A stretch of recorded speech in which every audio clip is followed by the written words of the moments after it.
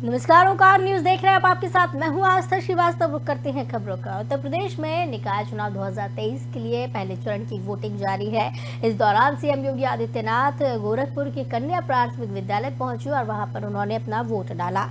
बता दें, यूपी नगर निकाय चुनाव के पहले चरण में 9 मंडलों के 37 जिलों में आज मतदान हो रहा है। सुबह 7 बजे से मतदान शुरू हुआ, जो शाम 6 बजे तक अब जारी रहेगा।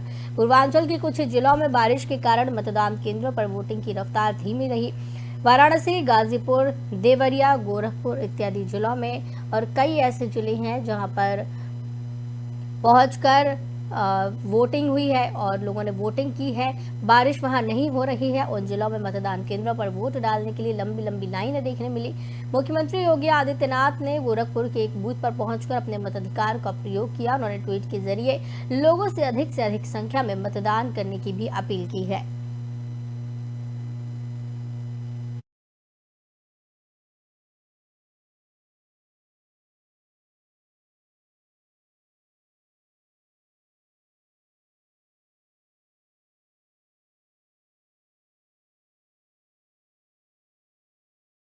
सीएम योगी आदित्यनाथ गोरखपुर के कन्या प्राथमिक विद्यालय पहुंचे और वहां पर उन्होंने वोट दिया है। इसके बाद उन्होंने कहा कि ये चुनाव नागरिक व्यवस्था को सुंदर बनाने के लिए अहम है।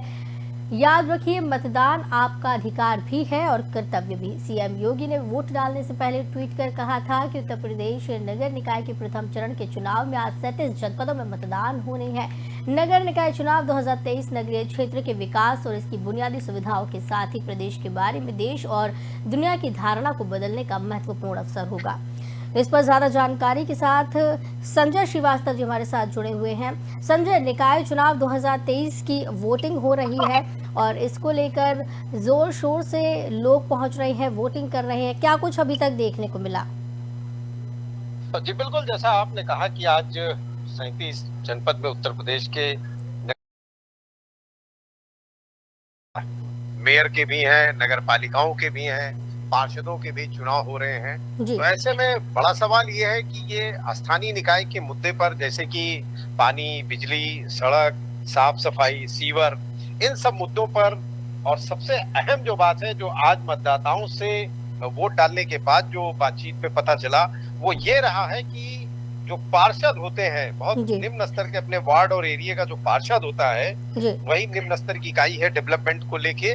लेकिन लोगों का साफ मानना था कि पार्षदों की रीच उनसे बहुत दूर हो गई है। वो बहुत बड़ा अपने को सांसद और विधायक से कम नहीं समझते हैं, वो पकड़ में नहीं आते, उनके भी चरण परिक्रमा करनी पड़ती, तब जाके वो कोई हमारी समस्याएं सुनते हैं। तो ऐसे में मुझे लगता है कि इस बार के चुनाव में मतदाताओं का जो फोकस रहा है, वो ऐसे पार्षद को अपने इलाके से जिताने का रहा है कि जो उसके रीच में हो, जो उसकी बात सुने, फोन पर उपलब्ध हो और उसके इलाके में आता जाता हो या उसी इलाके में रहता हो। एक बात। दूसरी बात, मेयर के लेकर या नगर पालिका के अध्यक्ष को लेकर भी इसी तरीके की मंशा रही है लोगों की कि वो हमारे करीब हो, हमें आसानी से उपलब्ध हो सके, हमारी समस्याओं का निराकरण करा सके। तो निश्चित तौर पर पार्टियों से ऊपर उठकर इस बार जो कैंडिडेट है, उनकी अवेलेबिलिटी और वो कितने सक्षम होंगे, कितने कारगर होंगे व्यक्तिगत तौर पर मतदाताओं के लिए, इस बात को ध्यान में रखकर ही मतदान किया जा रहा है। जी बिल्कुल। और जिस तरीके से आप पार्षदों की बात कर रहे हैं, दूर होते जा रहे हैं रीच से, तो क्या आपको लगता है इस बार जो है बदलाव जनता करेगी अपने अपने क्षेत्र में, और जो पार्षद अभी तक थे क्या उन्हें दोबारा फिर से मौका जनता देगी? हाँ बिल्कुल, बहुत अहम सवाल है आपका कि बदलाव। लेकिन ये देखिए, बदलाव तो हमेशा से होता रहता है। पार्षदों को लेकर ये भी होता है कि कुछ इलाकों में बहुत से पार्षद ऐसे हैं जो 4 बार, 5 बार, 8 बार तक के हैं कि रिपीट हो रहे हैं। तो इसका मतलब है कि उनकी उपलब्धता रहती है अपने मतदाताओं के बीच में, अपने क्षेत्र के में उनकी उपलब्धता होती है और काम कराते रहते हैं। संजय, उपलब्धता तो ठीक है, कहा जा सकता है, लेकिन कहीं ना कहीं क्या ऐसा भी हो सकता है कि इसलिए जीत हासिल कर पा रहे हो कि उनके मुकाबले में कोई ऐसा मजबूत दावेदार ना मिल रहा हो? अब बिल्कुल ये भी है कि बहुत से वार्ड में, बहुत से क्षेत्रों में ऐसे पार्षद होते हैं जिनके मुकाबले किसी पार्टी का या व्यक्तिगत तौर पर कोई पार्षद का चुनाव नहीं लड़ रहा होता है, इसलिए उनकी जीत आसान होती है। लेकिन ज्यादातर क्षेत्रों में, अगर मैं राजधानी लखनऊ की बात करूं, तो बहुत सारे क्षेत्रों में इस बार जनता ने बदलाव का मन बनाया है, क्योंकि जो कई बार के पार्षद रहे, उनके अंदर भी कहीं ना कहीं अहम और ईगो आ जाता है, जिसकी वजह से लोग वोट देते हैं काम को लेकर कम, और उपलब्धता या फिर कनेक्टिविटी को लेके ज्यादा, कि हमारे क्षेत्र का या वार्ड का जो सभासद है वो हमारे हर सुख दुख में हमारे दरवाजे पर उपलब्ध हो, हमारे फोन को उठाए, हमारी समस्याएं सुने, भले ही निराकरण ना हो लेकिन हमारे कनेक्शन में वो कंटिन्यू हो। तो इस बात को लेकर निश्चित तौर पर जिनसे रोष है या जिनको लेकर नाराजगी है, उनके इधर जाके वोट करने का जो मतदाताओं का दिखाई दिया है रुझान, वो कुछ इसी तरीके से सामने आया है। बिल्कुल। और सीएम योगी ने जिस तरीके से यहाँ वोट डालने की अपील की है, उन्होंने खुद भी जाकर वोट डाला है, तो क्या आपको लगता है कि सीएम के जो समर्थक है या सीएम की जो एरिया है वहाँ पर बीजेपी का दबदबा किस तरीके का है? देखिए, जाहिर सी बात है कि मुख्यमंत्री हैं और भारतीय जनता पार्टी के नेता हैं बड़े, तो कहीं ना कहीं उनका जो पूरा प्रयास है और इसीलिए छोटी सी छोटी और बड़ी सी बड़ी जगहों पर वो उपलब्ध हो रहे हैं, रैलियां कर रहे हैं, लगातार नुक्कड़ सभाएं कर रहे हैं। उनका फोकस है कि जितने भी 16 नगर निगम है, सभी के जो मेयर हैं वो भारतीय जनता पार्टी के चुनकर आए, क्योंकि जो निशाना है वो 2024 का लोकसभा चुनाव है, तो उसमें जाने के लिए होता है कि सभी मेयर उनके हों, पार्षद भी ज्यादातर जो भारतीय जनता पार्टी के टिकट पर चुनाव लड़ रहे हैं वो ज्यादा से ज्यादा जीत कर आए। गोरखपुर की अगर बात करें तो निश्चित तौर पर भारतीय जनता पार्टी का दबदबा रहा है, और इस बार भी चूंकि मुख्यमंत्री वहीं से हैं, तो उनका मानना है कि लगभग सभी सीटें मेयर के अलावा सभासद की भी सभी सीटें भारतीय जनता पार्टी के खाते में जुड़े। लखनऊ में भी इसी तरह का है, आगरा में भी है, और भी जगहों पर जहां आज चुनाव हो रहे हैं, सभी जगहों पे चाहे मेयर के हो या नगर पालिका अध्यक्ष के हो, भारतीय जनता पार्टी चाहती है कि ज्यादा से ज्यादा सीटें उसकी झोली में आए। बिल्कुल। तो एक तरीके से ये भी कहा जा सकता है संजय कि 2024 का जो निशाना है उसका ये ट्रेलर है। यूपी में जिस तरीके से निकाय चुनाव है, जनता का यहाँ किस तरीके से समर्थन है, क्या चाहती है जनता, एक ट्रेलर के रूप में यहाँ देखने को मिलेगा। बिल्कुल, इसमें कहीं कोई दो राव नहीं है, क्योंकि सभी राजनीतिक पार्टियां इसी तरह से लोकसभा के चुनाव को देखते हुए इस चुनाव को मान रही हैं कि इसमें जिसको जितनी सफलताएं मिलेंगी निश्चित तौर पर लोकसभा चुनाव पर उसका असर दिखाई देगा। लेकिन एक और इतर बात है कि ये चुनाव में कहीं ना कहीं मशीनरी और जो सरकार का दखल होता है वो बहुत ज्यादा होता है, इसलिए विपक्ष को बहुत लाभ मिलने की उम्मीद कम होती है, क्योंकि ज्यादातर जो लाभ है, क्योंकि सत्ताधारी पार्टी है, उत्तर प्रदेश में भी सत्ता है और उत्तर प्रदेश में भारतीय जनता पार्टी की सत्ता होने के बाद ऐसे में होता है कि जनता भी ये चाहती कि मेयर और नगर पालिका का अध्यक्ष या फिर सभासद उसी पार्टी का होगा, तभी उससे तालमेल बिठाकर सरकार से काम हो सकेंगे। तो निश्चित तौर पर इन बातों को ध्यान में रखकर भी भारतीय जनता पार्टी के जो प्रत्याशी है वो उसका लाभ ले रहे हैं। जी चलिए, बहुत बहुत धन्यवाद संजय हमारे साथ जुड़ने के लिए और ज्यादा जानकारी के लिए। तो बता दें कि पहले चरण में आज सहारनपुर, मुरादाबाद, आगरा, झांसी, प्रयागराज, लखनऊ, देवीपाटन, गोरखपुर और वाराणसी मंडल के 37 जिलों के 2,40,00,000 से अधिक मतदाता अपने मत का प्रयोग कर रहे हैं। सुबह 7 बजे से वोटिंग शुरू हो चुकी है और अब ये वोटिंग शाम को 6 बजे तक चलेगी। सीएम योगी ने भी अपने मत का प्रयोग किया और इस दौरान लोगों से भी अपील की है वोटिंग करने की।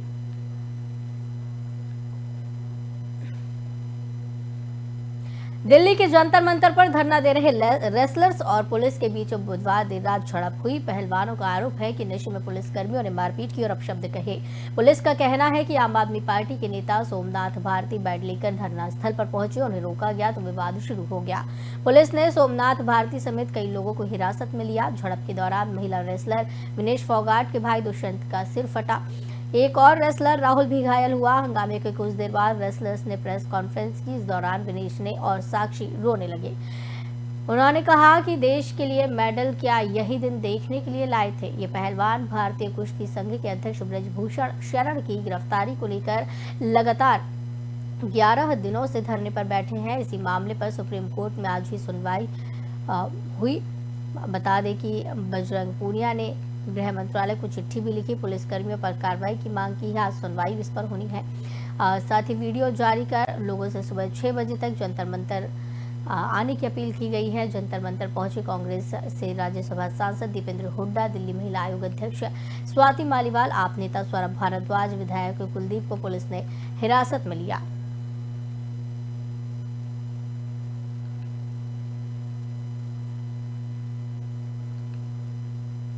जम्मू कश्मीर के बारामूला के पट्टन इलाके के क्रीरी गांव में 3 मई रात सेना के जवानों और आतंकियों के बीच मुठभेड़ हुई। इस मुठभेड़ में 2 आतंकवादी मारे गए। जानकारी के मुताबिक सुरक्षा बलों ने ऑपरेशन शुरू किया। उन्होंने इस ऑपरेशन में 2 आतंकवादियों को मार गिराया था। सेना अधिकारी से मिली जानकारी के मुताबिक उन्हें ऑपरेशन में एक AK-47 पिस्टल व अन्य गोला बारूद बरामद हुए। इसके साथ ही उन्होंने बताया कि अभी तलाशी अभियान जारी है। सुरक्षा बलों ने पूरे इलाके की चारों तरफ से घेर लिया है और सर्च ऑपरेशन तेज कर दिया है। अधिकारियों से मिली जानकारी के मुताबिक उन्हें इलाके में आतंकवादियों के मौजूद होने का इनपुट मिला था, जिसके बाद उन्हें गांव में सर्च ऑपरेशन चलाया गया। इस दौरान आतंकवादियों और सुरक्षा बलों के बीच मुठभेड़ में 2 आतंकवादी मार दिए गए। जानकारी के मुताबिक इस वक्त घाटी में कई आतंकी संगठन सक्रिय हैं, जिसका सफाया करने के लिए सुरक्षा बल तलाशी अभियान चला रही है। कश्मीर जोन पुलिस ने ट्वीट करते हुए बताया कि पुलिस और सेना का ज्वाइंट ऑपरेशन था, जिसे 29 RR सेंट्रल रिजर्व पुलिस और जम्मू कश्मीर पुलिस ने मिलकर चलाया।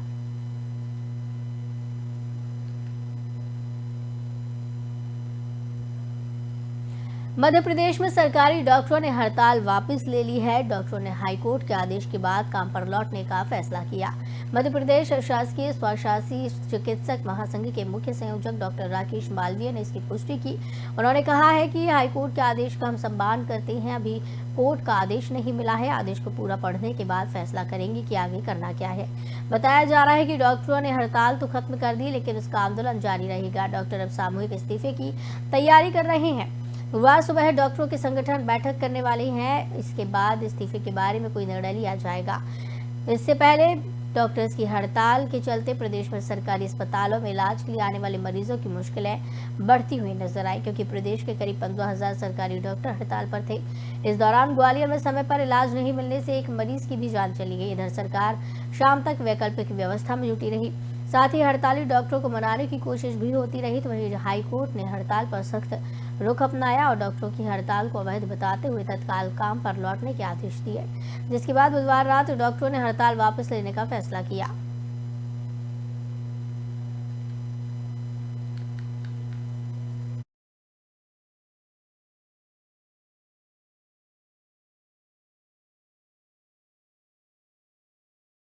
हड़ताल खत्म हो गई है। हाईकोर्ट के आदेश के बाद काम पर लौटने का फैसला डॉक्टरों ने किया है।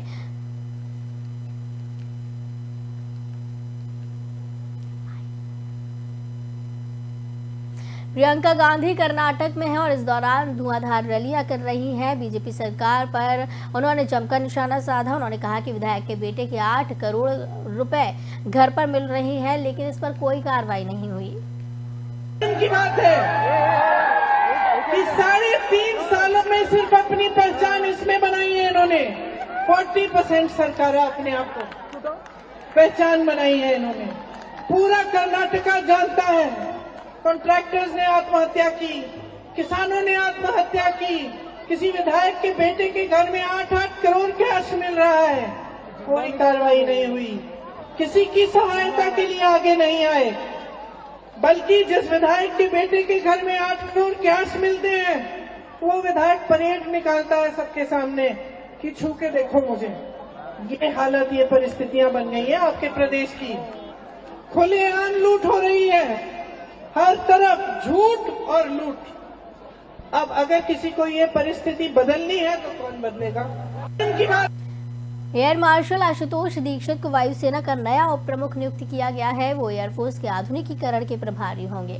एयर मार्शल आशुतोष दीक्षित भारतीय वायुसेना के नए उप प्रमुख के रूप में पदभार ग्रहण करने वाले हैं।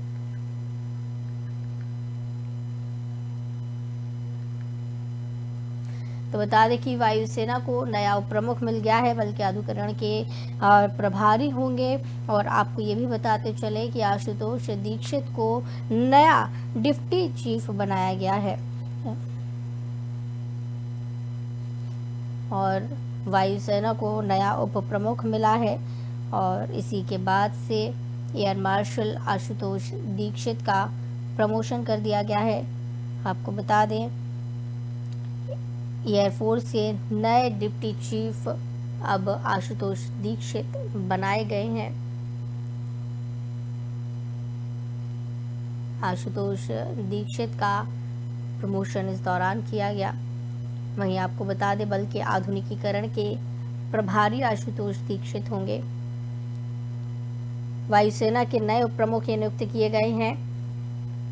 वो बल के आधुनिकीकरण के प्रभारी होंगे। इससे पहले इसी साल जनवरी में एयर मार्शल AP सिंह को भारतीय वायुसेना का नया उप प्रमुख नियुक्त किया गया था, जो एयर मार्शल संदीप सिंह की जगह पर आए थे क्योंकि वे सेवानिवृत्त हो गए थे। चलिए आपको बताते हैं कि एयर मार्शल आशुतोष दीक्षित हैं कौन। आशुतोष दीक्षित को 6 दिसंबर 1986 को 138 कोर्स के हिस्से के रूप में नियुक्त किया गया था। उन्होंने MiG-21, MiG-29 और मिराज 2000 जैसे विभिन्न प्रकार के विमानों को उड़ाया। दीक्षित वायुसेना को 23 साल से सेवा देते आ रही हैं। इस दौरान उन्होंने 20 से अधिक प्रकार के विमानों पर 3200 घंटे की उड़ान भरी है। यही नहीं, आशुतोष दीक्षित एक योग्य F1 विंग प्रशिक्षक और एक प्रायोगिक परीक्षण पायलट हैं। इसके अलावा दीक्षित वायुसेना टेस्ट पायलट स्कूल में प्रशिक्षक, नवगठित मिराज 2000 स्क्वाड्रन की CO और फ्लाइट टेस्ट स्क्वाड्रन के भी रह चुके हैं। वो एक योग्य फ्लाइंग इंस्ट्रक्टर, टेस्ट पायलट और उन्होंने बांग्लादेश में अपना स्टाफ कोर्स पूरा किया है। तो बता दें कि एयर मार्शल आशुतोष दीक्षित को वायुसेना का नया उप प्रमुख नियुक्त किया गया है।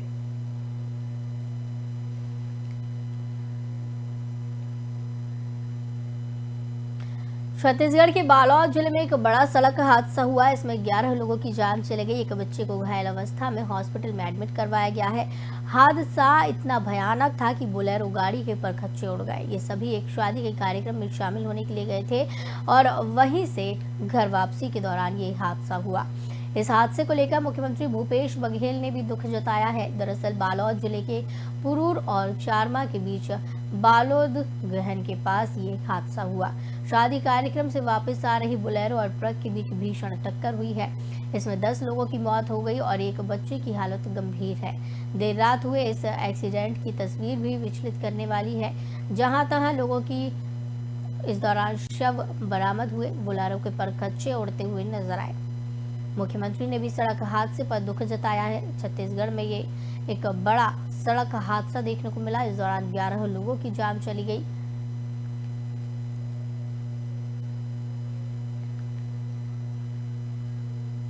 रूस के राष्ट्रपति भवन पर एक ड्रोन हमले के बाद पुतिन के समर्थकों ने यूक्रेन पर व्लादिमीर पुतिन की हत्या करने की कोशिश करने का आरोप लगाया है।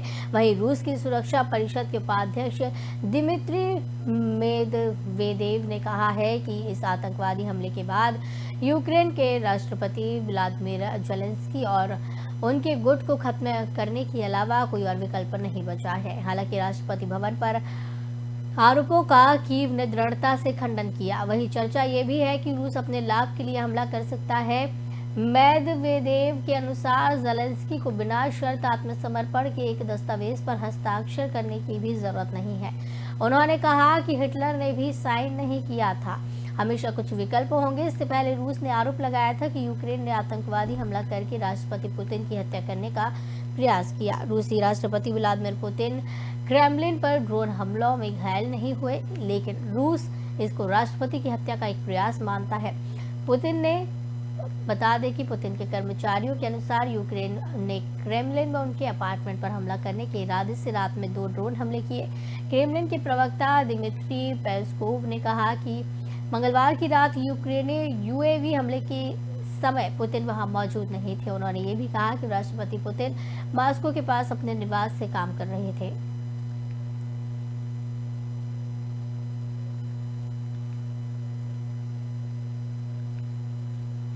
दिल्ली में मई की 3 दिन में हुई बारिश ने पूरे महीने की कोटि को पूरा कर दिया। मई में अमूमन 30.7 मिलीमीटर बारिश होती है, लेकिन अब तक यानी 3 दिन में ही 35.7 मिलीमीटर बारिश हो चुकी है। 1 मई को औसतन 14.8 मिलीमीटर बारिश हुई थी, जबकि बुधवार को शाम 5:30 बजे तक 20.9 मिलीमीटर बारिश दर्ज की गई। बारिश का कोई रिकॉर्ड बनेगा या नहीं, इसका पता गुरुवार तक ही चल पाएगा, क्योंकि अभी बारिश जारी है और बारिश के कारण तापमान में भी गिरावट हो रही है। अधिकतम तापमान सामान्य से 9 डिग्री कम दर्ज किया गया है। राष्ट्रीय राजधानी के कुछ हिस्सों में आज कोहरे की मोटी परत भी छाई रही। उत्तर पश्चिम भारत के मैदानी इलाकों से लेकर पहाड़ों में मौसम रोज नए रंग दिखा रहा है। कभी बारिश होती है, कभी पहाड़ों में बर्फबारी शुरू हो जाती है। मई के महीने में पारा 41 डिग्री से ऊपर ही रहता है, लेकिन अभी ना तो गर्मी है, एसी बंद है और ठंडी हवाओं और गिरे पारे के कारण चादर ओढ़कर सोना पड़ रहा है। मई की शुरुआत से हो रही बारिश का दौर लगातार जारी है।